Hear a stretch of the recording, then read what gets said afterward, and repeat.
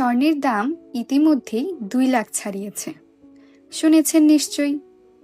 কিন্তু জানেন কি, শুধু আজকের রাত্রের জন্য ভরি 30,000-এ নেমে আসবে। শুনে কেমন লাগলো কথাটা?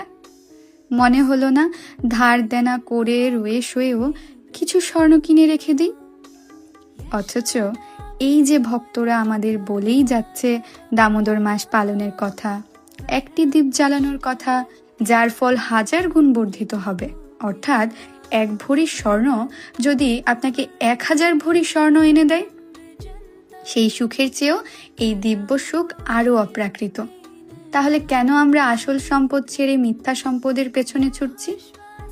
হ্যাঁ, জাগতিক সম্পদেরও প্রয়োজন আছে, তবে আসল সম্পদের চিন্তা বাদ দিয়ে নয়। এই জাগতিক সম্পদ আপনাকে মাঝে মাঝে ক্লেশ প্রদান করলেও এই দিব্য সম্পদ আপনাকে ইহজগৎ এবং পরজগতে কেবল আনন্দই প্রদান করবে। তাই পরমেশ্বর ভগবানকে মাঝখানে রেখে সব কর্ম করেই দেখুন সবকিছুতে কেমন দিব্য আনন্দ খুঁজে পান।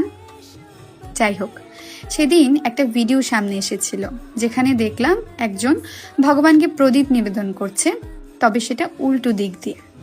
প্রদীপ দেখাতে হবে ঘড়ির কাঁটার দিকে। যেটা শুধরানো উচিত ভেবে কমেন্টে জানাতে যাব, তখনই দেখলাম খুব সুন্দরভাবে অনেকজন তাকে বললেন, দিদি মনে হয় আপনি উল্টো দেখাচ্ছেন, এটি ঘড়ির কাঁটার দিকে হবে। বেশ সুন্দর করে বলল সকলে, দেখে ভালো লাগলো। কেউ যখন ভুল করে তার ভুলগুলোকে আক্রমণাত্মকভাবে না বলে, যেমন কি শিখেছ এতদিনে, ভক্তি করতে এসেছো এটুকু জানো না, এরকম ভাবে না বলে যদি সত্যিই কেউ ভুল করে থাকে প্রথমে তাকে একবার বুঝিয়ে বলেই দেখি। যাই হোক, আমি না হয় আরেকবার আপনাদের বলে দিই, দামোদর ভগবানের চরণে 4 বার, নাভি পদ্মে 2 বার, মুখমণ্ডলে 3 বার এবং সর্ব অঙ্গে 7 বার, এবং সেটি ঘড়ির কাঁটার দিকে ঘুরিয়ে আমরা নিবেদন করব। মনে রাখবেন 4, 2, 3, 7।